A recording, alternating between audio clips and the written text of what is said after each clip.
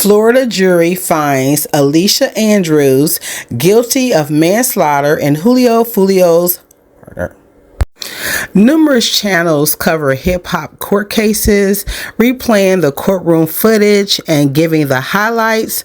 I watch full court cases on Law and Crime and Court TV, and also on smaller channels such as I'm Not a Lawyer, but I enjoy these channels and others. This video is different in that I'm not going to make you skip through or watch the court proceedings, something you've probably already done, and I'm just going to give you my opinion straight up with no chaser. Welcome to True Crime Pursuit. Alicia Andrews was no match for her on-again, off-again boyfriend, Isaiah Chance, aka Gudda Zay. At the time of Julio Foolio's murder, she didn't have a job, she was pregnant, and by her own admission, she was not paying rent, still living in her parents' home. She spent too much time on social media, getting caught up in the foolishness of groups dissing other groups in rap songs, laughing at the demise of someone in the opposite group, and watching some rappers or group members get fame and richness for doing so. This stuff that's going on social media with this new generation is beyond foolishness, and it's wiping out generations of young men, black men, and it's black and brown men, and it's beyond heartbreaking. Alicia Andrews said people referred to her as cute. She wanted to be the cute girlfriend of a rapper, hoping he would make a lot of money by dissing the dead and gaining a reputation as one who did the work. You know, like maybe like King Von or THF Bezu, rapping about what they had actually done. Gudda Zay and the baby she was carrying for him would be Alicia Andrews' ticket out of her parents' home. She was clueless. She didn't really know what direction her life was going in at the present moment. She didn't even have a driver's license. Did Andrews know her boyfriend Isaiah Chance, his cousin, in quotation cousin, Sean Gaithright, and partners Rashad Murphy and Davion Murphy were going to Tampa to murder Julio Foolio? Yes, she did.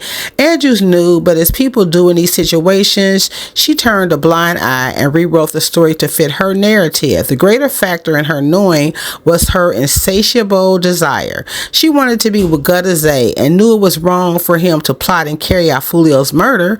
She turned a blind eye because she believed that when he got away with the murder, got rich for doing it, and bragged about it, he would take her along as his main girlfriend and his baby mama. Was Andrews a victim of Gudda Zay abuse? She is. During the P. Diddy trial, when Cassie and other women took the stand and shared the stories about their abuse, some parts didn't make sense. I'm not insensitive. I've been a victim of abuse, but what you don't completely understand raises questions in your mind. The prosecutor insinuated that Andrews couldn't be abused because she never lived with Gudda Zay, relied on him financially, and now that she is in prison, he can't get to her.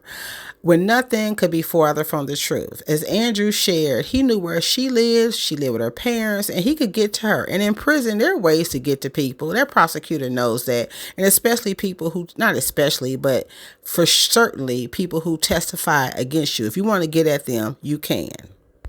The prosecution is trying to do her job, which is to win the case. So she has to turn a blind eye to the fact there possibly parts of Alicia Andrews' stories about being abused is absolutely true.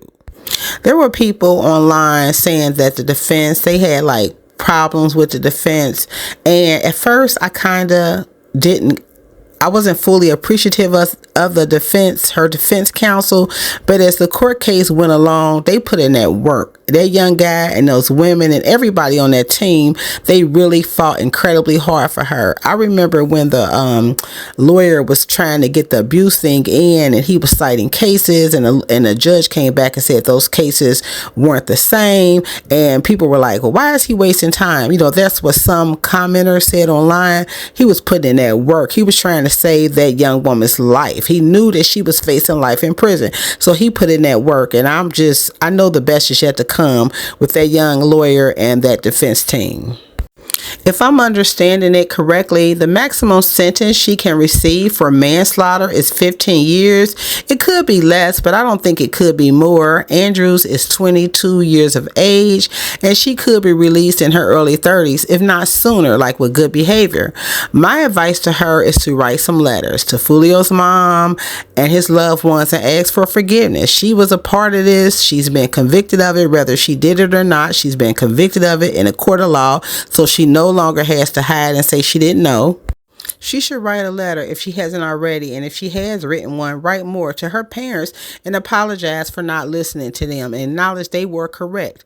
They warned her about Gudda and she didn't listen, but now she's being forced to listen. But I'm sure they loved her, they love her, and they warned her. And people say, why weren't they in court? Well, they probably was at wit's end. I mean, they had warned her that something like this would happen if she kept hanging out with Gudda Zay, and she kept doing it, and what happened? Something like this would happen.